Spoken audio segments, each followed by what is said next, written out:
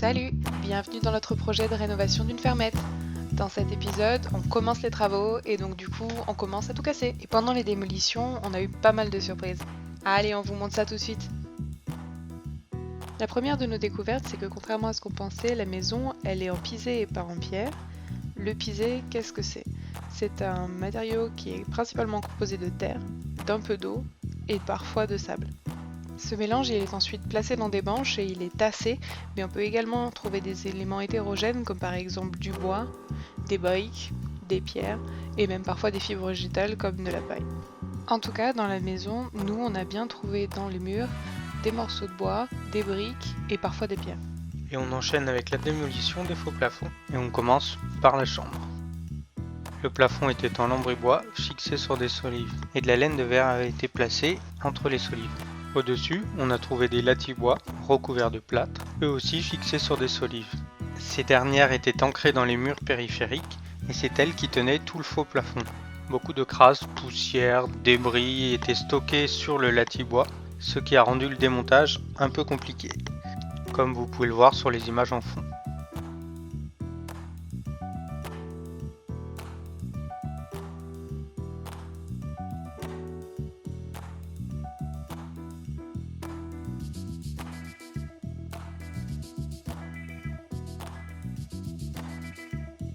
Une fois l'ensemble des lattis arrachés, le plâtre enlevé, tous les déchets évacués, enfin stockés pour l'instant à l'extérieur, et la pièce complètement nettoyée, on découvre le volume complet et toutes les surprises que cachait le faux plafond. Donc même si la maison est majoritairement en pisé, on constate qu'ici il y a des parties de murs qui sont en pierre. La charpente est plutôt en bon état apparemment. Quelques chevrons sont sans doute à remplacer, mais dans l'ensemble c'est plutôt sain. Au niveau des murs, il y a quelques fissures, mais rien de dramatique, donc on est plutôt content.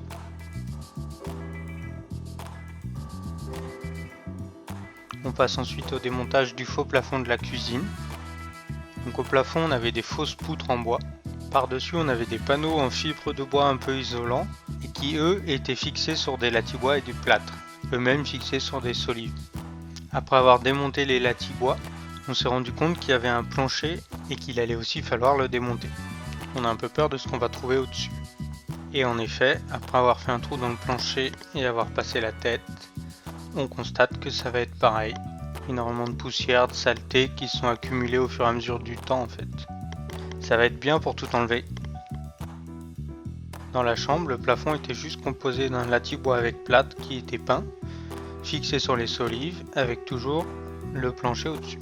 Et sans oublier l'épaisseur de crasse au-dessus des planches. Petite découverte pendant le démontage du plafond. Si vous vous souvenez, on avait une fausse poutre en bois dans la cuisine.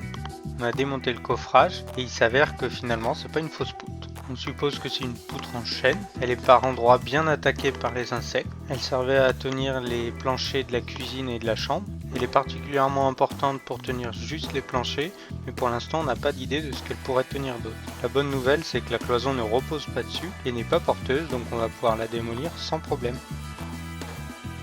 La cloison n'était pas très solide, alors avec quelques copains et quelques coups de masse, elle est très vite tombée, on n'a donc pas eu le temps de filmer.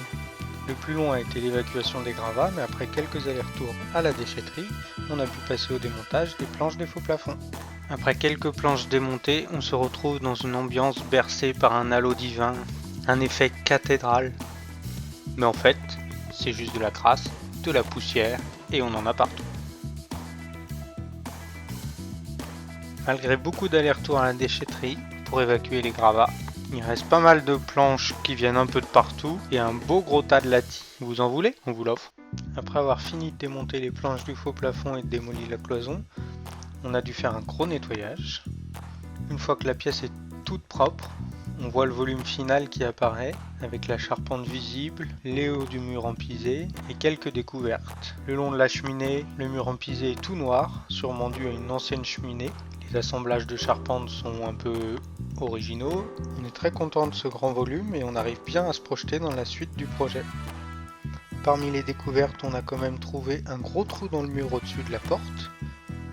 On n'est pas très inquiet de ce trou, mais il est quand même d'une taille importante, donc on va le reboucher par mesure de sécurité. Comme prévu, la poutre qu'on avait découverte ne tient que le plancher. Elle nous a l'air assez belle, donc on va la nettoyer et puis voir ce qu'elle donne. La grande ferme est assez belle. L'entrée est une belle poutre, très bien conservée. Par contre, ce qui sert de poinçon est un assemblage un peu bricolé de bouts de bois, donc on risque de changer ça. On a également un autre assemblage de charpente assez bizarre qu'il faudra sûrement remplacer. Et on finit sur quelques images du démontage des solives du faux plafond, mais vous verrez la suite dans une prochaine vidéo.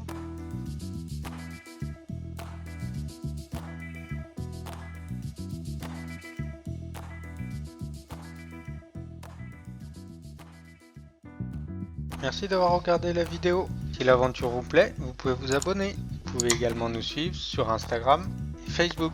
A bientôt!